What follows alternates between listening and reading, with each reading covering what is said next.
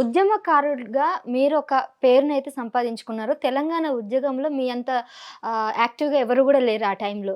మరి వన్స్ తెలంగాణ వచ్చిన తర్వాత మీరు తెలంగాణ ఉద్యమంలో అంత పేరు సంపాదించుకొని తెలంగాణ రావడం తర్వాత మీరు వెనక్కి తగ్గడం అనేది గూడా చాలా మందిలో ఒక అసంతృప్తి అయితే ఉంది. ఎందుకు అలా జరిగిందంటారు? ఉద్యమము తెలంగాణ రాష్ట్రం కావాలనేటువంటి ప్రజల యొక్క ఆకాంక్ష అనేక సంవత్సరాల నుంచి. ఆకాంక్ష నెరవేర్చాలనేటువంటి దండి కోరిక మాలోన స్వయం ప్రేరితమైనటువంటి వ్యక్తులుగా ఉన్నాం.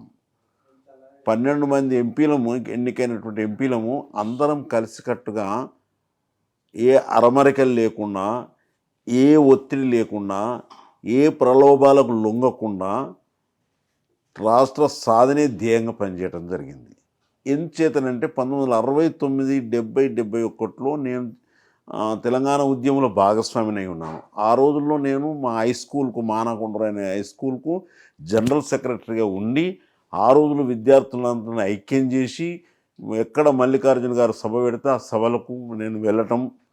ఒక రోజైతే వరంగల్లో నవీన్ థియేటర్ అని ఉంటుండే, అప్పుడు ఆ నవీన్ థియేటర్లో ఒక సమావేశం అయితే నా రక్తం వేలు కట్ చేసి రక్తం బొట్టు పెట్టినటువంటి వాడిని.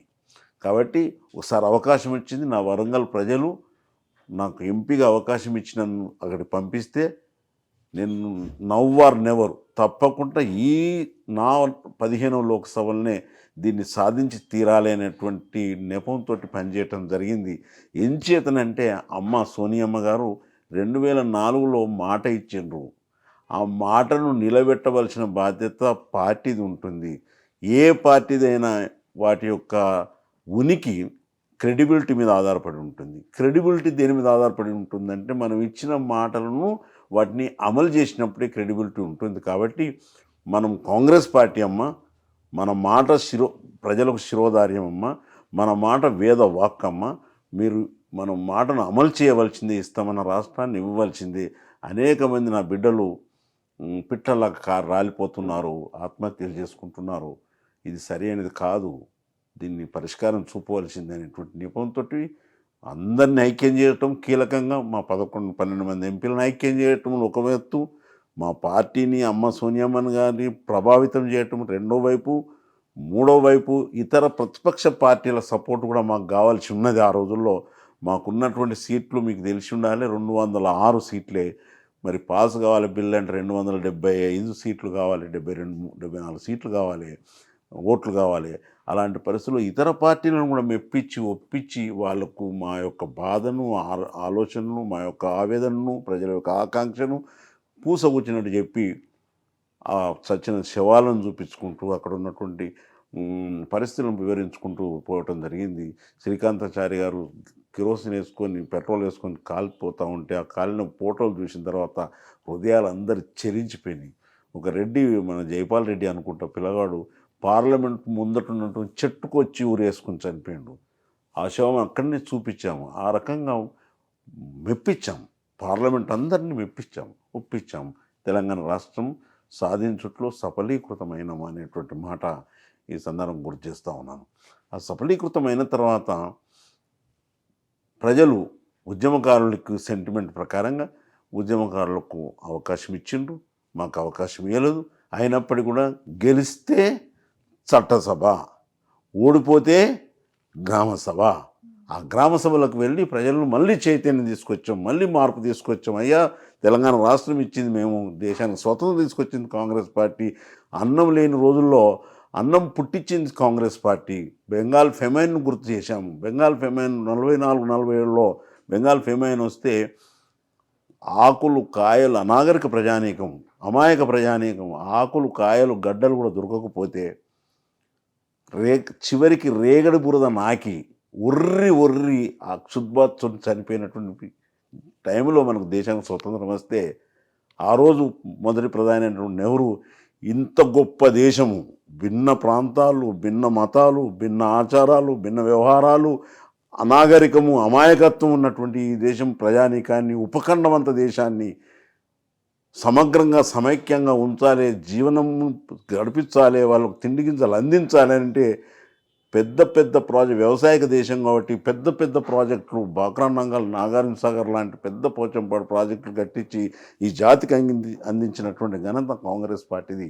అనేక శాస్త్రీయ పరిజ్ఞానాన్ని, ఇతర దేశాల నుంచి శాస్త్రీయ పరిజ్ఞానాన్ని మన దేశం తీసుకువచ్చి అగ్రికల్చర్ యూనివర్సిటీలు పెట్టి కొత్త వంగడాలను ప్రవేశపెట్టి ఈరోజు తిండి లేని స్థితి నుంచి సమృద్ధి తీసుకువచ్చింది కాంగ్రెస్ పార్టీ అనేటువంటి భావాలను ప్రజానీకానికి వివరించి ప్రజలను చైతన్యపరచడం జరిగింది అనేటువంటి మాట ఈ సందర్భం గుర్తు చేస్తా ఉన్నాను.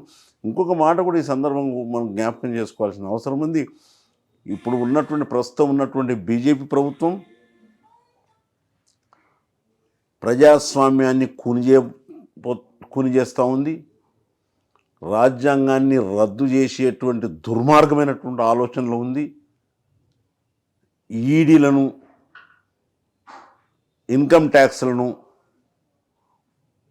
ఉసుకొల్పి ప్రజలను భయభ్రాంతులను చేసి రాజకీయ లబ్ధి కోసం ప్రయత్నం చేస్తూ ఉన్నది. అప్పుడు రాహుల్ గాంధీ గారు భారత్ జోడో యాత్ర చేపట్టిండు.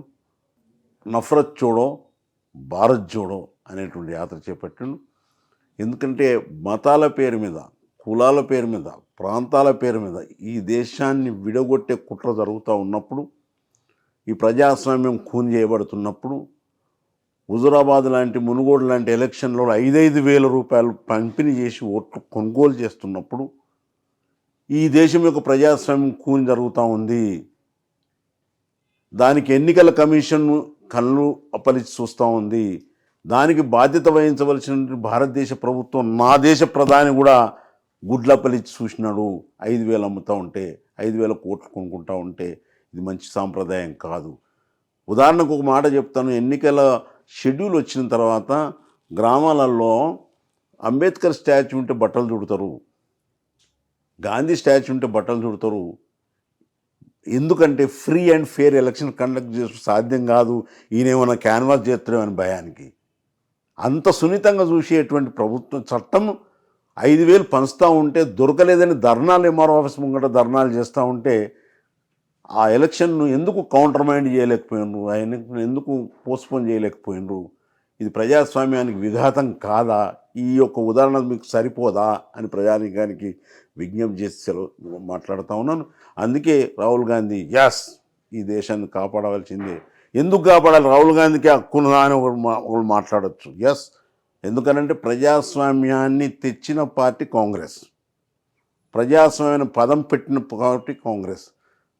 స్వతంత్రం వచ్చిన ఒక్కరోజు ముందు కూడా వాక్ స్వాతంత్రం లేని ప్రజలు, ఏ డిమాండ్ లేకపోయినా, ఏ ఒత్తిడి లేకపోయినా, ఎవ్వరు అడగకపోయినా ప్రజల చేత, ప్రజల కొరకు, ప్రజల వల్ల ఏర్పడ్డ ప్రజాస్వామ్య ప్రభుత్వాన్ని ఏర్పాటు చేసి లేనివానికి ఒకటే ఓటిచ్చి, ఉన్నవానికి ఒకటే ఓటిచ్చి, చదువు వచ్చిన వానికి ఒకటే ఓటిచ్చి, చదువు రాని వానికి ఒకటే ఓటిచ్చి ఎన్నడన్నా సమాజ నిర్మాణం జరుగుతుందని ఆశించినటువంటి అంబేద్కర్ ఆశయాలకు తూట్లు పొడిచి దాన్ని రాయించినటువంటి కాంగ్రెస్ పార్టీ యొక్క ఉద్దేశాలను నీరుగార్చే పరిస్థితి వచ్చినప్పుడు రాహుల్ గాంధీ గారు భారత్ జోడో యాత్ర చేపట్టి కన్యాకుమారి నుంచి కాశ్మీర్ దాకా ఎండల్లో, వానల్లో, వంకల్లో నడుచుకుంటూ వెళ్ళినటువంటి పరిస్థితిని మీరు గమనించి ఉంటారనేటువంటి మాట ఈ సందర్భంగా తెలియజేస్తా ఉన్నాను. అందులో చాలామంది అనుకుంటారు కాంగ్రెస్ జెండా పట్టిండా రాహుల్ గాంధీ గారు. నో, జాతీయ జెండా పట్టుకొని తిరిగిండు. ఏం చేద్దానంటే ఈ దేశాన్ని సమగ్రంగా, సమైక్యంగా ఉంచాలనేటువంటి భావన ఎందుకు రాహుల్ గాంధీకి అంటే ఈయన పెటెంట్ రైట్ ఉంది. కాంగ్రెస్ పార్టీకే ప్రజాస్వామ్యం రాయించింది కాబట్టి ప్రజాస్వామ్యానికి పెటెంట్ రైట్ ఎవరికి ఉంటుంది? కాంగ్రెస్ పార్టీకి ఉంటుంది. కాంగ్రెస్ పార్టీ వారసుడు ఎవరు? మా రాహుల్ గాంధీ. రాహుల్ గాంధీ తర్వాత మేమందరం కాంగ్రెస్లో ఉన్నటువంటి ప్రజానీకం అంతా దానికి వారసులం కాబట్టి ఈ ప్రజాస్వామ్యాన్ని పరిరక్షించుకునే బాధ్యత ప్రజలందరిది.